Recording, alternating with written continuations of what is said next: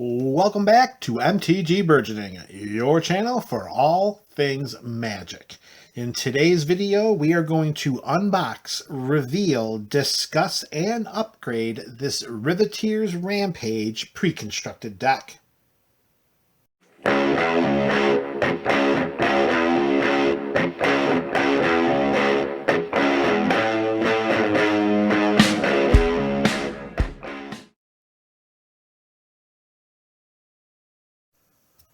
What's up, MTG That is the MTG Burgeoning community. Welcome and thank you for participating in my liberation of the contents of this Jund Preconstructed Commander deck. Let's begin by ripping open the seal, and now there's no going back. There's no going back for us. There's no going back. All right, let's see what we have. We have our deck box. Shoop. We have the inner packaging. There's nothing else in there, so that's going to go for recycling. We have our insignias for the Riviteers, and we have that oh-so-valuable divider. I'll tell you, I really like those. All right, and now we have the goodness of spilling out the contents of this deck box, this quote-unquote deck box, which, oh, look at that, is already damaged right out of the package. I don't use these anyways, but still, that's kind of poor. Packaging is out. We have a life wheel. Yes, the life wheel. The how to play pamphlet. The sweet pre-constructed deck. And the collector booster sample pack that will serve a greater purpose.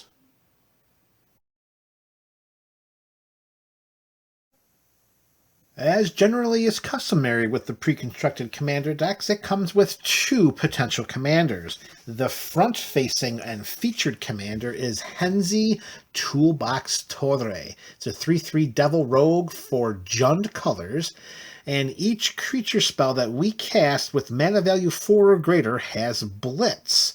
The Blitz cost is equal to its mana cost. Blitz is a mechanic introduced in Streets of New Capenna, and we may choose to cast a creature spell for its Blitz cost, and if we do, it gains haste, and when this creature dies, we draw a card, and we have to sacrifice it at the beginning of the next end step.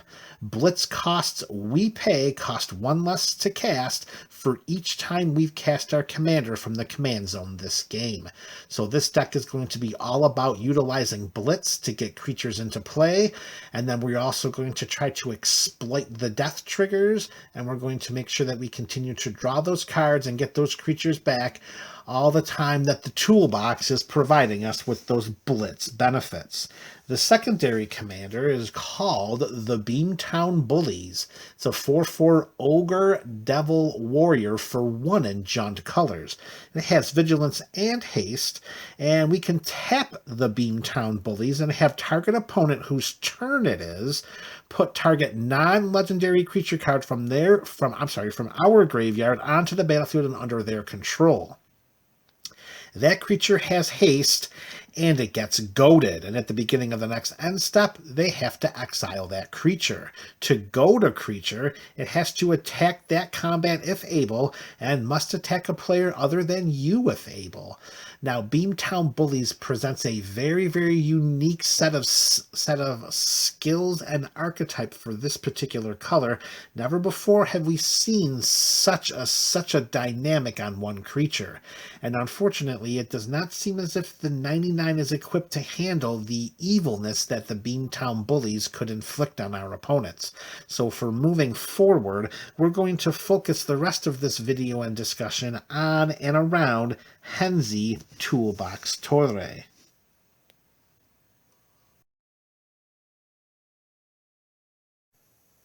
In each of these pre-constructed commander decks from Streets of New Capenna, there are a few cards from the set itself, but there are also a large number of brand new just created for the Commander deck cards. And this is what we're going to do during this portion of the video, is we're going to discuss each and every one of those cards. And we're going to begin with the cards from the Streets of New Capenna set. And that is going to begin our conversation with Glittering Stockpile. It is a treasure for 2 and a red. Yes, that's right. We actually have to pay 2 and a red to get a treasure. And this treasure doesn't give us a treasure. It taps for 1 red mana, and then we put a stash counter on it. We can tap this and sacrifice it to add X mana of any one color, where X is the number of stash counters on Glittering Stockpile. Maybe in a mono red build that might be valuable enough to keep, but I'm not so sure it will be something that I would want to use. Well, I don't know. It just seems a little slow for what we're getting. Next up, we have Riveteers Charm. Again, it's a charm, so we're going to pick one of the following 3 modes. Target opponent will sacrifice a creature or planeswalker they control with the highest mana value among creatures and planeswalkers they control. So a little restrictive with what that can do. We can exile the top 3 cards of our library, and until our next until our next end step, we may play those cards. Now that's pretty nice, particularly because we can cast this at instant speed at any time, and it helps to, we pretty much can say, draw 3 cards. As long as we have the ability to use those cards, we can cast them, and it says play those cards. So as long as those cards, if there are lands in them, we can play a land. And then lastly, we can exile target player's graveyard. Riveteers Charm seems like it's bringing a pretty good selection of modes here, particularly if your metagame likes to play with planeswalkers. And lastly, we have Riveteers Outlook. This is the evolution, I suppose we could say, of Terramorphic Expanse and Evolving Wilds. It's going to enter the battlefield, then we have to sacrifice it immediately. And when we do, we'll search for a basic swamp, mountain, or forest, put it onto the battlefield tapped, and then we gain a life. Whether that's better than waiting or using anything else like an Evolving Wilds or a Terramorphic Expanse or one of the fetch lands, that remains up to you. All right, now the following, these are the cards that are unique to the Commander deck itself, and we are going to begin with Bellowing Mauler. It's a 4/6 Ogre Warrior for 4 and a black. At the beginning of our end step, each player loses 4 life unless they sacrifice a non-token creature. So minimally, we can absolutely sacrifice Bellowing Mauler to itself. And if they can't, then our opponents are going to be losing some life. And 10% of their starting life total each round of turns, that could add up pretty quickly if we can get Bellowing Mauler onto the battlefield as soon as possible. Next, we have Protection Racket, an enchantment for 2 and a black. At the beginning of our upkeep, we repeat the following process for each opponent in turn order. Reveal the top card of our library. That player may pay life equal to that card's mana value.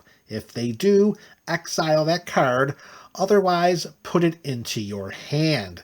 So in a lot of ways, this is going to give us either so much additional card advantage, or it's going to force our opponents to continue ticking their life totals southward, getting closer and closer to 0, so they deny us the resources of getting additional cards. Either way, Protection Racket is one of the best cards, not just in this deck, but in the entire Commander 2022 product. Next we have is Wave of Rats, because why not?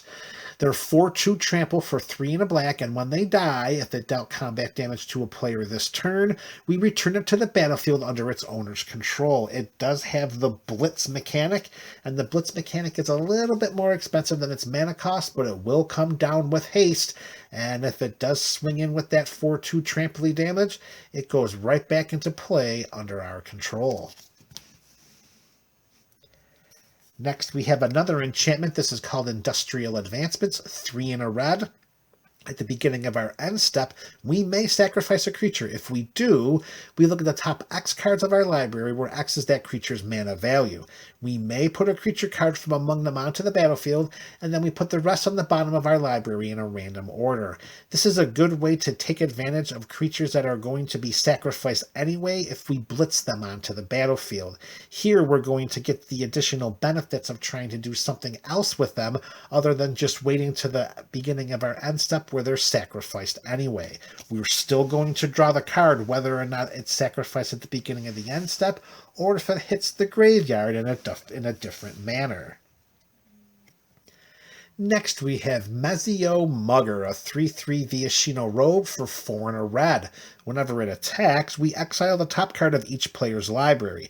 We may play those cards this turn, and we may spend mana as though it were mana of any color to cast those spells. Its blitz cost, however, is only 2 and a red. So we reduce the CMC of this card by 40% with its blitz cost, and gives us this kind of watered-down Etali mechanic. I'm sorry, not a tally mechanic, gives us this watered down version of a tally's attack trigger. Might be still worth keeping, particularly because 2 and a red is not a lot of mana to get 3 potential cards and being able to play them. All right, next card. Actually, it's not even just our opponents, it's our cards too, so it is just like a tally, but we can't cast those spells for free. Next we have is Reign of Riches, an enchantment for 3 and 2 red. When it ETBs, we create 2 treasure tokens. The first spell we cast each turn, that mana from a treasure token was spent to cast it, has Cascade.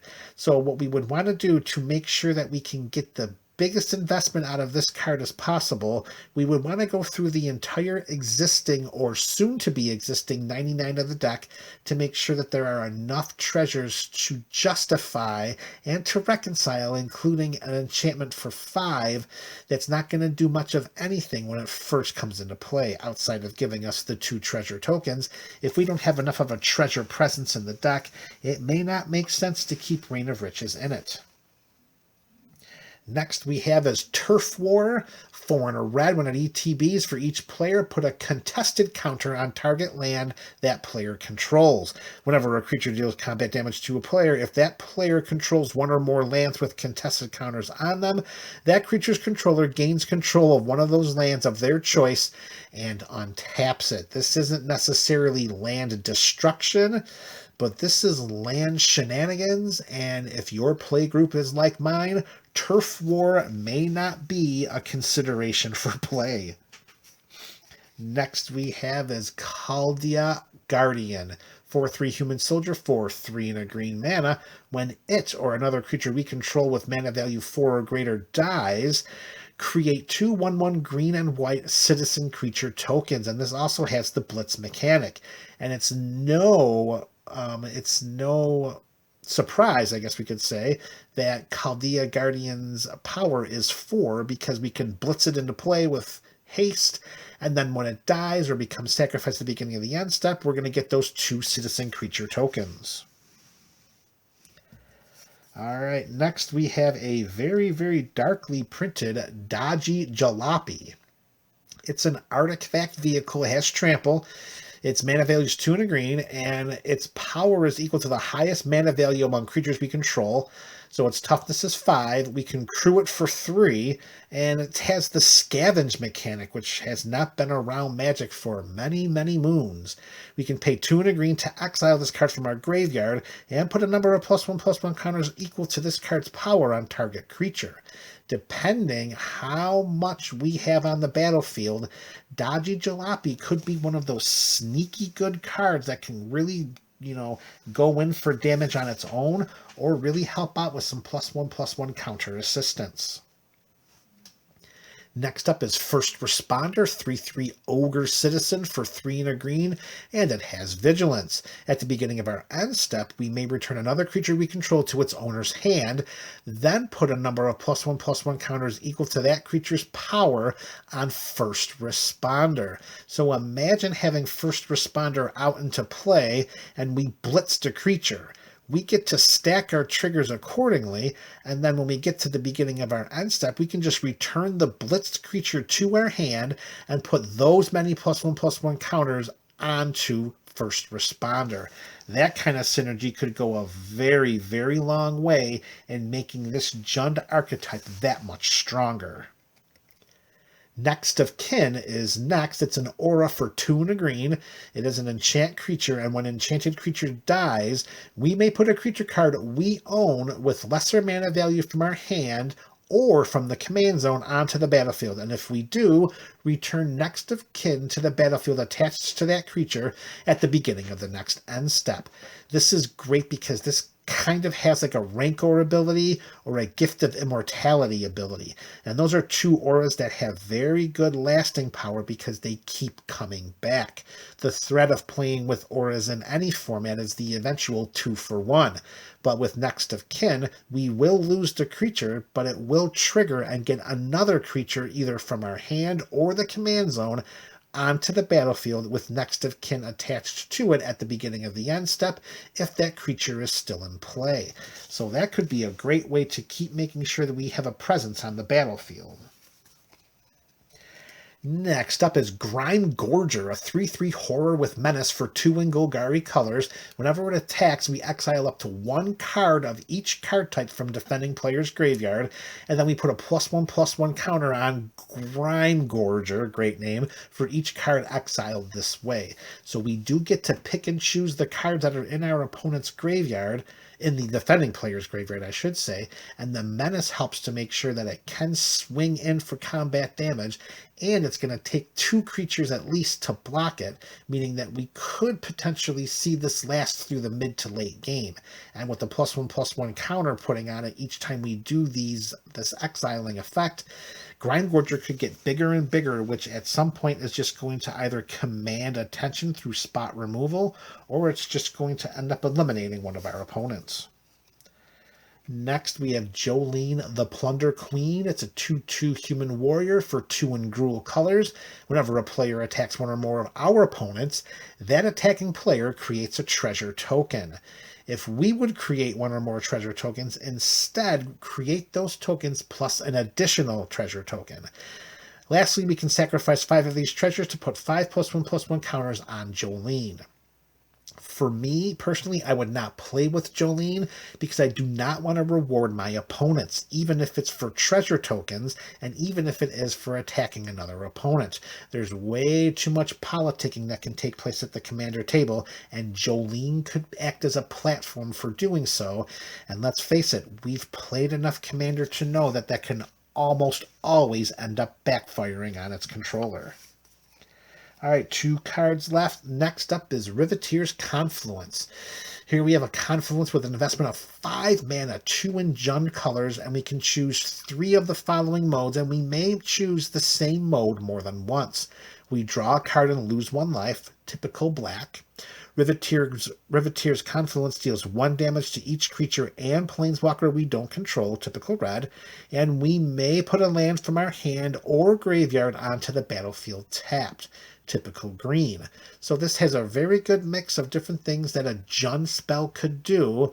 The 1 damage floating around, it seems a little less impactful unless you know that you're sitting in a play group or a metagame that really likes their tokens or tribal builds. And lastly, saving what I think to be the best card in the deck for last, we have Weathered Sentinels. We have a wall that has Defender, Vigilance, Reach, and Trample only for 3 mana, and it's a 2/5.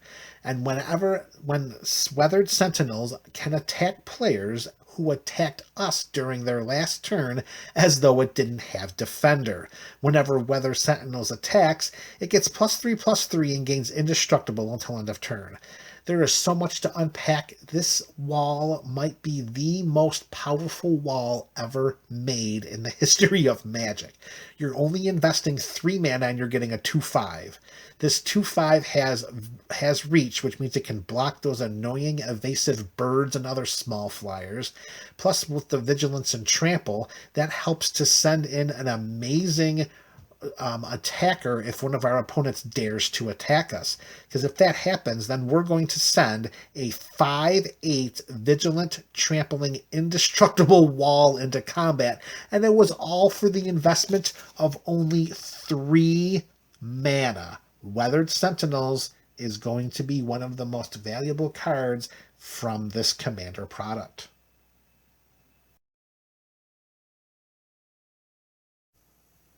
So now let's take a look at the reprints that are included in this Riveteers Rampage deck and how it stacks up to the overall theme of what we're trying to accomplish with Henzi Toolbox Torre. Here we have an Artisan of Kozilek, which will help us to get a creature out of the graveyard that may have been sacrificed there because of its blitz cost. Speaking of getting creatures out of the graveyard, here's Victimize. That will definitely be helpful. Of course, we're playing green, so we're going to get a bunch of green ramp. Here's Explorer. There's Farseek. We don't see that card printed enough. Garruk's Uprising may be one of the best enchantments printed over the last several years. The Indrik Stomp Hoarder, okay, we got a good one there. Kodama's Reach, of course, because it's green. Migration Path, again, sea green. All right, we got a nice little wall here that's going to give us some mana for how many defenders we have. Green Strikes again with Rampant Growth. Now here's a great way to synergize with those blitz creatures. Temur Sabertooth. We blitz a creature into play, we safely send it into combat, it survives, and if we do not want it to go to the graveyard and draw a card, then we can pay 1 and a green and return that creature to our hand, and then we can keep blitzing it back into play. Death Reap Ritual, of course, because if we've got creatures that are going to the graveyard, we want to make sure we can draw additional cards. Removal with Terminate, yep. Oh, there's our Arcane Signet reprint, sure. Commander Sphere, keep it coming. Ether Snap, wow, there's been many, many moons since we've last seen this card. Remove all counters from all permanents and exile all tokens. Ooh, so that might be something you want to consider, how many tokens we're going to be producing in this deck. And I know that they're going to be coming, so you may want to think about taking Ether Snap and putting a different type of removal spell in its spot. Deathbringer Regent, of course, sure. Disciple of Bolas, that's going to help with the draw cards, and that, of course. Noxious Gearhulk, that's some more removal. Painful Truth, the Converge mechanic will give us hopefully 3 cards for 3 mana. Blasphemous Act, because we're in red, gotta play with it. There's the Chaos Warp. Love to see that as a reprint. There's the Atali we were talking about earlier. You knew it was going to be in this deck. Inferno Titan, Attack Trigger, ETB Trigger, spreading around 3 points of damage each time. Here is a fantastic way to utilize those blitzed creatures. The Stalking Vengeance, because whenever that creature dies, whether it's going to die in combat or to get sacrificed at the beginning of the end step, Stalking Vengeance is going to make sure it doesn't go out without dealing some additional direct damage. Warstorm Surge, okay, that's the personalized Pandemonium. Here's what I'm talking about here with the tokens. Here is Avenger of Zendikar. So this is going to create all kinds of tokens, and particularly if we can get this back into our hand to blitz it again and keep making more and more tokens, that's reason enough to not play with Ether Snap. Evolutionary Leap, it's a great way to benefit from a creature that's already going to be sacrificed. Let us sacrifice it and get some more rewards. Here's another example of the tokens. Giant Ediphage. Once this creature starts to take control of the board, the game is going to be over unless somebody has a board wipe. And it's not going to be us by casting Ether Snap, I can guarantee you that. Green Warden of Murasa will definitely help us by getting some more cards in from our graveyards to our hand. Some of those creatures that are going to get sacrificed are going to come right back when we have the Green Warden of Murasa. Life's Legacy, if a creature is going to die anyways, let's draw the 1 card from the Blitz cost, and then let's draw some additional cards by sacrificing it to this sorcery. Mitotic Slime is going to create all kinds of different ooze tokens. Thragtusk, we know what that can do. Gain life, make beasts. The Tree Shaker Chimera, when it dies, it's going to draw us 3 cards, and if it was blitzed into play, well, that's going to give us a 4th card. Woodfall Primus, oh my goodness, it's going to come into play, destroy a non-creature permanent. sacrificed due to its potential for using its blitz cost, come back into play with persist and blow up another non-creature permanent. World Shaper, because hey, we're going to have lands into the graveyard. We might as well get them out when World Shaper dies. All right, we have Crush the Blood Braided. Finally, we have a reprint for this human warrior. 2 in Jund colors, 3/3. Whenever another creature dies, we may put X +1/+1 counters on Crush, where X is that creature's power. The creatures are going to die regardless because they're blitzed into play. Let's make sure that we can gain as many benefits as possible, and this is a great way to do so. Windgrace's Judgment, its first ever reprint, which was an original Commander card. This is a great card. Instant speed. Any number of opponents destroy target non-land permanent. That player controls. 3 in Golgari colors. Lifecrafter's Bestiary. Scry. Draw some cards. There's a Solemn Simulacrum. Draw a card, get a land. Thalwar Stone, another reprinting. Although it has been many moons since this has last been in a Commander product, its value always goes right back up. There's the Soul Ring, and that is going to do it for the reprints in this Riveteers Rampage deck.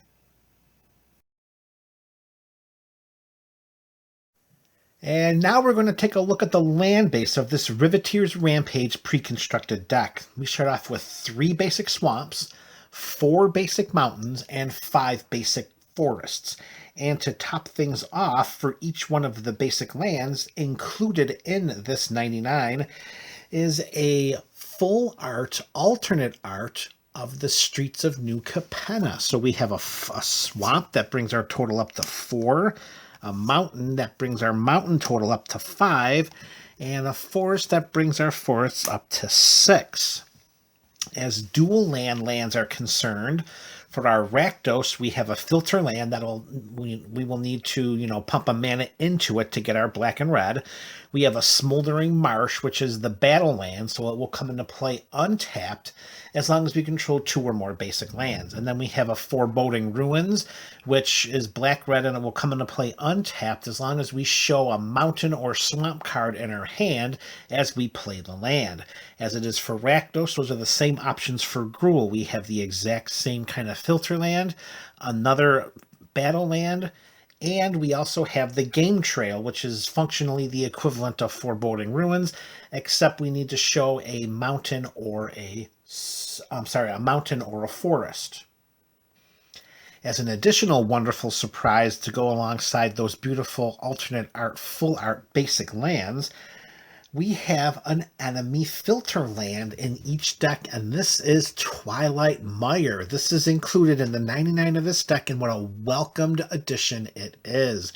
It's so wonderful to see this type of a land cycle starting to invade the 99 of these pre-constructed decks. So Twilight Mire is going to act as at this point in time, our only Golgari dual land that can give us 2 black, 2 green, or 1 of each.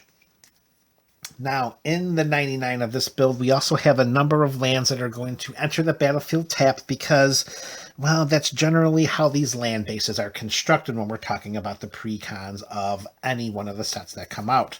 So the first 3 that should most likely be replaced, those are going to be the Thriving Lands. They're all in here, the black, the green, and the red. Each one comes into play tapped, and when we do, we choose a color other than the color mana that land can produce. And then it will tap for a mana that we chose and the mana that it actually, or the mana that it actually provides, so it's one or the other. To save yourselves the headaches, I would suggest replacing these 3 with the equivalent check lands. They come into play untapped as long as we control one of the basic lands that they're checking for. So, for example, the black-red, the Rakdos check land is Dragon Skull Summit. It will come into play untapped as long as we control as long as we control a mountain or a swamp. These would be the first 3 lands I would replace, and I would do so by putting in the appropriately themed check lands.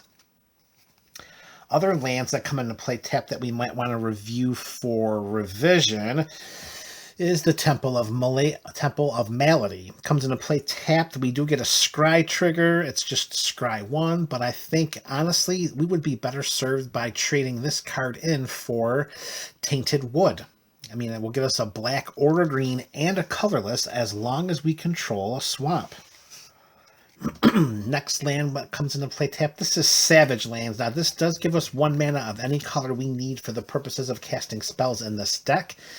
However, from a functionality standpoint, it may be more beneficial to just include the newly minted Tricycle land of the Jund Persuasion. That way, we can fetch it if we so choose to include some fetch lands into the slam base, and if needed at a later point in the game, we could also cycle it out of our hand. The next land is a little tough to evaluate because this is not truly or even in any way a tribal land. I'm sorry, it is a tribal build, so evaluating Path of Ancestry might be a little difficult. This is going to come into play tapped. It's going to act as a command tower, and whenever we use that mana to cast a creature that shares a creature type with our commander, we're going to get to scry 1. Our current commander is a Devil Rogue, so this really isn't a dedicated Devil Rogues build. So Path of Ancestry might be better off to replace this land that comes into play tapped with perhaps a Mana Confluence or a Reflecting Pool. And speaking of fetching, we have the Wizards equivalent of fetching in these pre-constructed decks, and that begins with a copy of Jund Panorama. This does tap for a colorless, and we only have to pay 1 in order to activate and sacrifice this to search our library for a basic land and put it onto the battlefield tapped. So Jund Panorama, as it is, that's not the worst of the potential quote-unquote fetch lands that are included in these pre-constructed decks. Another one is Myriad Landscape. This does come into play tapped. It does tap for a colorless, and it'll take us 2 mana in order to activate and sacrifice this. And when we do, we search our library for up to 2 basic lands, but the basic lands have to match. So we're looking at either two forests, 2 mountains, or 2 swamps. And this is a 3-color deck, so I don't know if I would really want to rely on Myriad Landscape to help to fix my mana. All in all, it would be better off to just replace that with a potential fetch land. Another one of these is Blighted Woodland, also included in the 99. It comes into play untapped. It taps for a colorless. This time we pay 3 and a green, and we sacrifice this, and we search our library for up to 2 basic lands and put them onto the battlefield tapped. At least this way, we do get to pick which 2 colors or multiple of the same color can come into play. They do enter tapped, but I do think that's a better way to help fix the colors in this deck than relying on something like Myriad Landscape. And lastly, we have Ash Barrens. It taps for a colorless, but it also has basic land cycling, so we can pay 1, discard this, search our library for a basic land, and put it into our hand. So these are also some candidates for potential replacements, along with all of the tap lands that we talked about earlier. As another bonus for this Riveteers Rampage deck, we also have some utility lands that have been included. The first of which is a Spinerock Null. It has Hideaway 4. So when it ETBs, we can look at the top 4 cards of our library and exile 1 face down and then put the rest on the bottom of our library in a random order.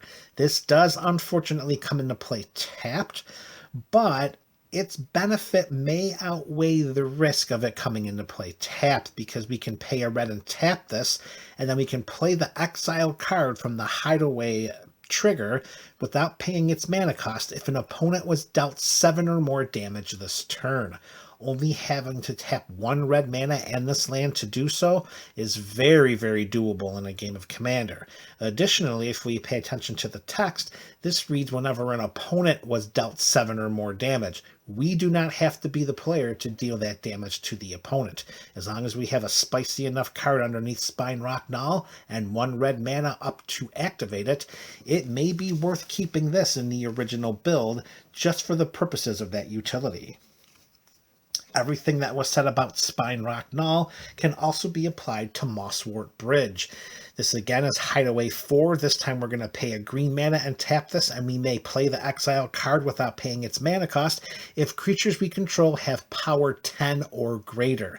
This is a Jund build. This is what we do. We get Biggins into play, particularly because of the Blitz mechanic, and activating Mosswort Bridge should not be difficult at all just because of the creatures that are going to be floating around in the 99 of this build. And the last utility land, and another nice surprise in the land base of this deck, is Kessig Wolf Run.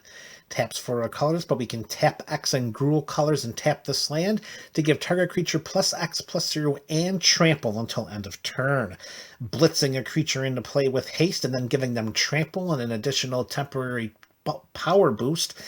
That could be enough to really start sending opponents' life totals southward towards 0 a lot more quickly than they would have anticipated. And lastly, we got a few Commander staple lands that were also included in the deck. One of them is Temple of the False God. This is going to be great to help paying for the blitz costs of our creatures, as long as this is not in our opening hand. We would rather draw this mid to late game than to open up our hand with that card in it.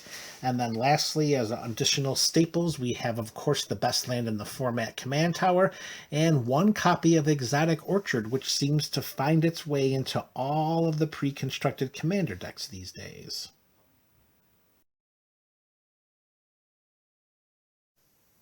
And lastly, as we finish showcasing the contents of this deck, we have our foil thick cut proxy of Henzi Toolbox Torre. That's a nice shine on that card, and it would not be a bad thing pulling a copy of that out of a pack. In addition to the proxy copy of Henzi, we have our tokens. There's our oozes. Look at all those ooze tokens. So many of them. Citizen tokens, beast, and a treasure token. And then on the back side, we have our plants for the Avenger of Zendikar. Another treasure, another treasure. So many treasures. And that's going to be it for the tokens. Lastly, we have a punch card of +1/+1 counters on the front. And on the back side, we have the insignia of the Riveteers. And the last card we have is a popular Magic format guide and how to play the game. Riveteers Rampage is a combat-focused Jund build featuring the Blitz mechanic. Blitz allows the player to cast a creature spell for its Blitz cost. When the player does, it gains haste, and when this creature dies, draw a card, and it is sacrificed at the beginning of the next end step. With this dynamic in mind, the following cards are some possible upgrades to the original deck list, each of which enhances the established theme of this build. Heartless Summoning reduces creature spells we cast by 2, which means it reduces our Blitz spells by 2. The drawback of giving our creatures -1/-1 should not be a hindrance. If any creature we cast for its Blitz cost is sacrificed at the beginning of the next end step, then we should include some creatures with beneficial death triggers. Junji, the Midnight Sky, is one of these creatures. When it dies, either each opponent discards 2 cards and loses 2 life, or we return a non-dragon creature card from a graveyard to the battlefield under our control and we lose 2 life. Junji gives us the option of replacing itself with another creature or diminishing our opponent's resources. Wormcoil Engine is another example of a creature that leaves something behind for us after it hits the graveyard. When it does, we create a 3/3 worm creature token with Death Touch and a 3/3 worm creature token with Lifelink. Casting our creatures for their Blitz cost forces us to sacrifice them at the beginning of the next end step. If we're forced to sacrifice them, let's do so on our terms and get something more out of it than drawing 1 card. Greater Good allows us to sacrifice a creature to draw cards equal to its power and then discard 3 cards. Drawing 1 card is good. Drawing many cards is better.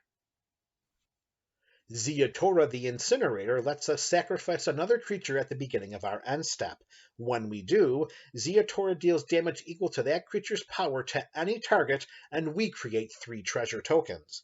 The Blitz creature was going to be sacrificed anyway, so let's get direct damage, treasure tokens, and card draw from doing so. Since we are forced to sacrifice a blitzed creature at the beginning of the end step, let's include Riveteers' Ascendancy and benefit from this trigger even further. This allows us to return a creature card with lesser mana value from our graveyards to play tapped whenever we sacrifice a creature, but we can only do so once per turn. There are some powerful synergies that could be spawned from this enchantment, and it should be considered a must-add in this build. With so many of our creatures hitting the graveyard, we should include Phyrexian Reclamation. It allows us to bring a creature back from our graveyard to our hand by paying 1 and 1 black mana and 2 life, which will grant us another opportunity to blitz it back into play. Let's prevent our creatures from staying in the graveyard by including a copy of Cauldron of Souls. We can tap this artifact and give our creatures Persist, and watch them return to the battlefield from the graveyard with a -1/-1 counter on them.